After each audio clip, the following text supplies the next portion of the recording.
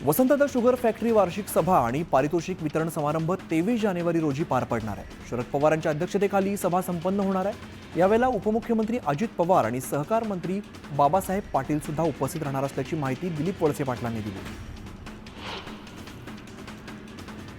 उदय सामंत शिवसेनेचे 20 आमदार घेऊन भाजपमध्ये जातील असं विधान संजय राऊतांनी केलं होतं। दरम्यान आम्ही सर्व आमदार एकनाथ शिंदेंसोबत आहोत, आमचा संसार नीट चाललेला आहे असं प्रत्युत्तर आमदार निलेश राणेंनी दिले आहे। कुडाळमधील भाजपाच्या मंडळ अध्यक्षांसह 63 बूथवरील 18 सरपंच आणि 18 शक्ती केंद्र प्रमुखांसह 55 बूथ अध्यक्षांनी भाजपाला सोडचिठ्ठी देत शिवसेनेत प्रवेश केला।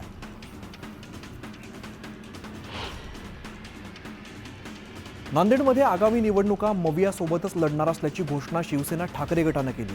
मात्र सन्मानजनक जागा न मिळाल्यास स्वबळावरती लढू असा इशाराही उभाटाचे जिल्हा प्रमुख भुजंग पाटील यांनी दिला।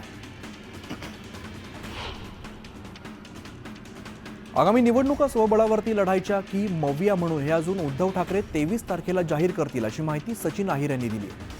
दरम्यान निवडणुका स्वतंत्र लढाव्यात असा मतप्रवाह असल्याचंही अहिर म्हणाले।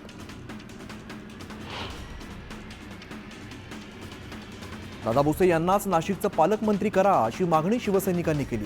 शिवसेनेचे नेते अजय बोरस्ते यांनी पदाधिकाऱ्यांसह एकनाथ शिंदेंची भेट घेत ही मागणी केलेली आहे। एकनाथ शिंदे यांच्या निवासस्थानाबाहेर शिवसैनिकांनी जोरदार घोषणाबाजी केली।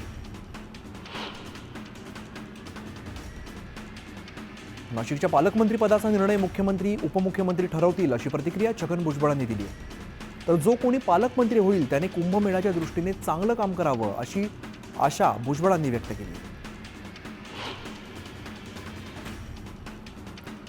रायगड जिल्ह्याचे पालकमंत्री पद न मिळाल्याने नाराज असलेल्या मंत्री भरत गोगावले यांचे समर्थक आक्रमक झाल्याचं पाहायला मिळालं। उपमुख्यमंत्री एकनाथ शिंदे यांच्या मुक्तागिरी बंगल्याबाहेर गोगावले समर्थकांनी घोषणाबाजी करत भरत गोगावलेंना मंत्रीपद देण्याची मागणी केली।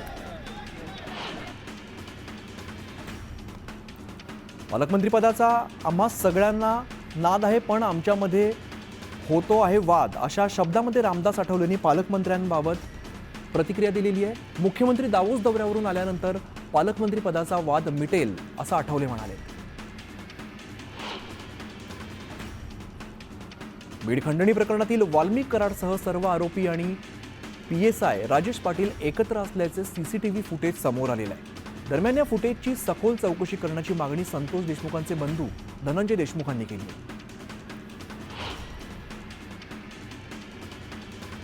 आपल्या राज्याने गुंडगिरीच्या आणि हप्ते वसुलीच्या टोळ्या याआधी कधी बघितल्या नव्हत्या। राज्यावरती ही वेळ धनंजय मुंडेंच्या टोळीने आणली असा आरोप मनोज जरांगे पाटलांनी केला। संघटित गुन्हेगारीला तुम्ही पाठबळ देता असंही ते म्हणाले।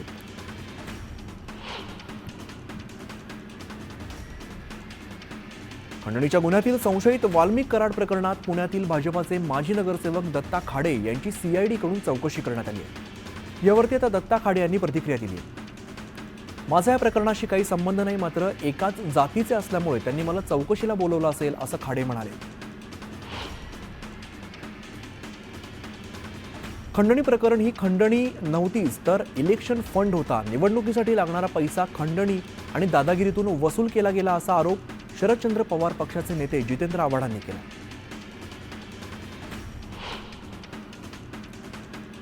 धनंजय मुंडेंनी राजीनामा द्यावा किंवा त्यांचा राजीनामा घेण्यात यावा अशी मागणी तृप्ती देसाईंनी केली। तर मुंडे समर्थकांनी अत्यंत खालच्या पातळीवरती जात ट्रोलिंग केलं, त्यामुळे त्यांनी त्यांच्या कार्यकर्त्यांना ताकीद द्यावी, अन्यथा मी परळीत येऊन बसेन असं म्हणत तृप्ती देसाईंनी धनंजय मुंडेंवरती हल्लाबोल केला।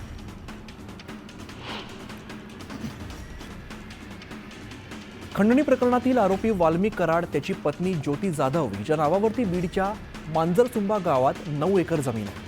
50 एकर जमीन खरेदी केली आहे। इतकंच नव्हे तर शेतकऱ्याच्या जमिनीतील मुरुम उपसा करून स्वतःच्या जमिनीचा विकास केल्याचा गंभीर आरोप शेतकऱ्यांनी केला। परभणीतील पोलीस कोठडीत मृत्यू झालेल्या सोमनाथ सूर्यवंशींच्या कुटुंबियांना दिलेली 5 लाखांची मदत सोमनाथच्या आईने नाकारलेली आहे। त्यानंतर प्रकाश आंबेडकरांनी शाहू फुले आंबेडकर चळवळीतील लोकांना कुटुंबियांना आर्थिक मदत करण्याचं आवाहन केलं। महादेव मुंडे हत्या प्रकरणाला 3 महिने उलटून सुद्धा अद्याप आरोपींविरोधात कारवाई करण्यात आलेली नाहीये। दरम्यान या प्रकरणातील आरोपींना वाचवण्यासाठी आकाने प्रयत्न केले असा आरोप आमदार सुरेश धस यांनी केला आहे। अभिनेता सैफ अली खानला आज डिस्चार्ज मिळालाय. तब्येतीत सुधारणा झाल्याने सैफला लीलावती रुग्णालयातून डिस्चार्ज देण्यात आला. सैफची प्रकृती आता चांगली असून गाडीतून उतरल्यानंतर सैफ चालत घरी पोहोचलाय. अभिनेता सैफ अली खानवरती ज्यावेळेला हल्ला झाला त्यावेळेला घरातील चौघेही नोकर घाबरून पळून गेले. हल्ला झाला त्यावेळेला त्यांनी मदत केली नाही अशी माहिती समोर आली. सैफवरती हल्ला करणारा आरोपी आधी बांगलादेशमधून पश्चिम बंगालमध्ये आला असून मग तिथून मुंबईत आला होता. त्याचा मोबाईल नंबर आणि त्याचं बँक अकाउंट पश्चिम बंगालचं आहे. दावोसमध्ये मुख्यमंत्री देवेंद्र फडणवीस यांच्या उपस्थितीत महाराष्ट्रासोबत तब्बल 15 करार करण्यात आलेले आहेत. गडचिरोलीसह रत्नागिरी, पालघर, छत्रपती संभाजीनगर, नागपूर, रायगड, पुणे, MMR या भागामध्ये गुंतवणूक केली जाणार आहे. महाराष्ट्रात आतापर्यंत 4,99,321 कोटींच्या गुंतवणुकीचा सामंजस्य करार करण्यात आला. समीर वानखेडेचे भाऊ संजय वानखेडे यांनी नवाब मलिक यांच्या विरोधात दाखल केलेल्या अॅट्रॉसिटी प्रकरणाचा तपास अहवाल सादर करण्याचे आदेश वाशिम जिल्हा सत्र न्यायालयाने पोलिसांना दिले. या प्रकरणाची पुढील सुनावणी 15 फेब्रुवारी रोजी होणार आहे. राज्यातील बांगलादेशी घुसखोर शोधण्यासाठी राज्य सरकारने SIT स्थापन केली आहे. या सर्व विभागीय आयुक्त आणि जिल्हाधिकाऱ्यांना याबाबतचं पत्र पाठवण्यात आलंय. आता किरीट सोमय्या यांनी दिलेल्या तक्रार आणि पुराव्यांच्या आधाराने SIT स्थापन करण्यात आल्याची माहिती आहे. दिल्ली विधानसभेसाठी शिवसेनेने भाजपाला जाहीर पाठिंबा केलेला आहे. शिवसेनेने यापूर्वी दिल्लीची निवडणूक लढवली होती. दरम्यान यंदा युती धर्माचं पालन करत सेनेने भाजपाला पाठिंबा दिलाय. उपमुख्यमंत्री एकनाथ शिंदेंनी JP नड्डांना समर्थनाचं पत्र दिलंय. नांदेडमध्ये डीजेचा आवाज कमी करण्यावरून माजी आमदार ओमप्रकाश पोकर्णसह यांच्यासह पुत्रांनी स्थानिक नागरिकांसोबत वाद घालत धक्काबुक्की केलेली. या प्रकरणी माजी आमदारांसह 8 जणांवरती गुन्हा दाखल करण्यात आला. ठाणे स्थानकात गर्दुल्यांनी राडा घातलेला आहे. 2 गर्दुल्यांनी एका तरुणाला बेदम मारहाण केली आहे. लघुशंका करण्याच्या वादातून ही हाणामारी झाल्याची माहिती समोर आली आहे. उरणमधील चिरनेर गावात बर्ड फ्लूमुळे अनेक कोंबड्यांचा मृत्यू झालेला आहे. या घटनेनंतर पशुवैद्यकीय अधिकाऱ्यांनी घटनास्थळी भेट देत मृत पावलेल्या कोंबड्या आणि त्यांची अंडी नष्ट करण्याचे आदेश दिले. पालघरमध्ये पहिल्यांदाच भूमी अभिलेख विभागामार्फत भूप्रमाण केंद्र सुरू करण्यात आलेलं आहे. या जमिनीची मोजणी या संदर्भातील विविध कामं जलद गतीने मार्गी लावली जाणार आहेत. आमदार स्नेहा दुबे पंडित, आमदार राजन नाईक यांनी या केंद्राचं उद्घाटन केलं आहे. उल्हासनगरमध्ये महानगर गॅसची पाईपलाईन फुटल्याने त्यातून मोठ्या प्रमाणात गॅस गळती होते. रस्त्याच्या खोदकामादरम्यान JCBचा धक्का लागल्याने ही दुर्घटना घडली. पालघरच्या वाडा कुडूस या भागामध्ये टायरपासून ऑइल आणि तार काढण्याच्या कंपनीकडून जीवाशी खेळ सुरू आहे. नियम धाब्यावरती बसवत मोठ्या प्रमाणात कारखाने सुरू आहेत, ज्यातून निघणाऱ्या धुरामुळे नागरिकांना श्वसनाचे त्रास होत आहेत.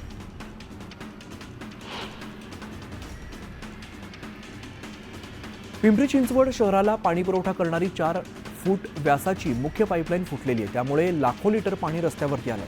हे पाणी घरात घुसत असल्याने नागरिकांची चांगलीच तारांबळ उडते. बोगस पीक विमा प्रकरणी धाराशिवमधील ऑनलाईन केंद्र चालकांवरती गुन्हे दाखल करण्यात आलेले आहेत. विमा भरलेले 565 शेतकरी दोषी असल्याचा अहवाल जिल्हाधिकाऱ्यांनी पोलीस अधीक्षकांना पाठवला.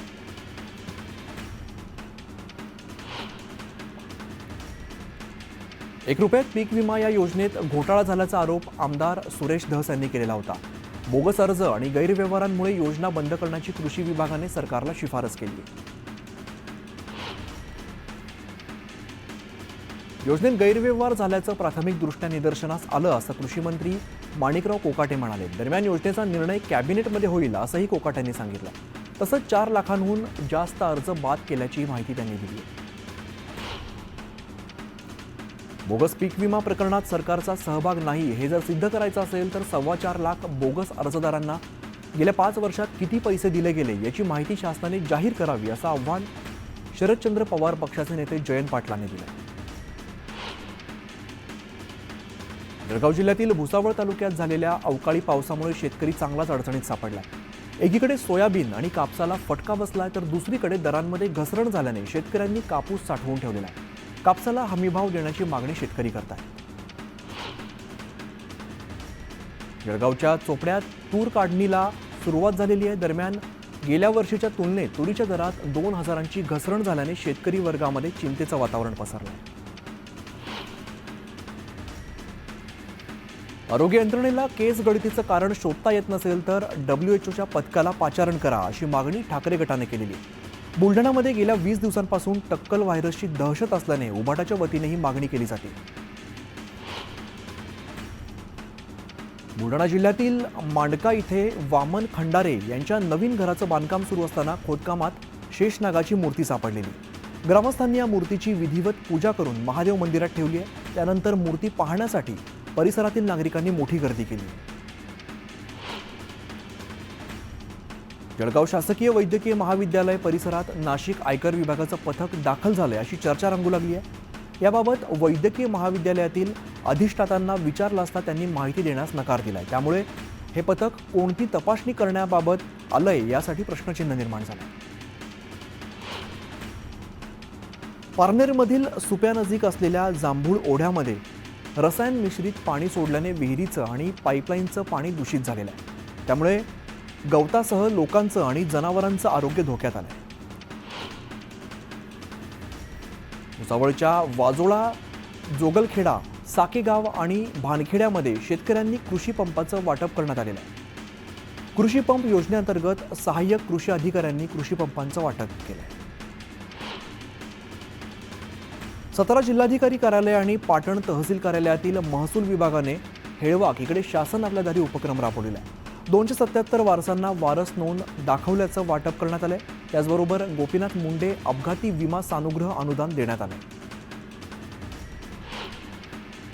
जळगावमध्ये सगळ्या वाहनांना 1 मार्चपर्यंत सिक्युरिटी रजिस्ट्रेशन नंबर प्लेट लावणं बंधनकारक असणार आहे. सुप्रीम कोर्टाच्या आदेशाचं RTO कडून पालन केलं जात आहे. HSRP नंबर प्लेट नसल्यास दंडात्मक कारवाई केली जाणार आहे. नांदेड रेल्वे स्थानकावरती पोलिसांनी मॉकड्रिल केलेला आहे. गर्दीच्या ठिकाणी दहशतवादी हल्ला झाल्यास त्याचा प्रतिकार कसा करावा याचं प्रात्यक्षिक पोलिसांनी सादर केलं.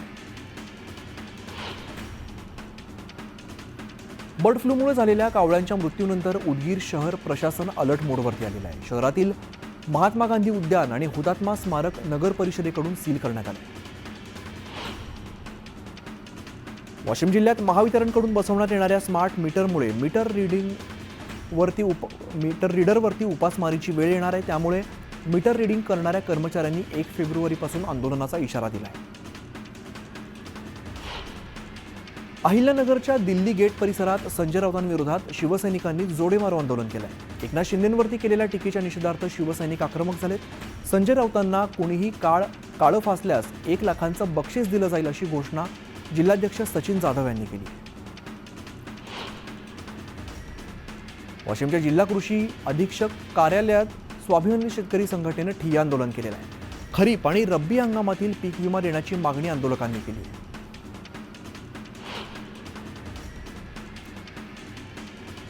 बागलाणच्या बिजोटेमध्ये गावकऱ्यांनी ग्रामपंचायत कार्यालयाला टाळं ठोकत धरणे आंदोलन केलेलं आहे. ग्रामसेवक सतत गैरहजर असल्याने गावकरी आक्रमक झाले.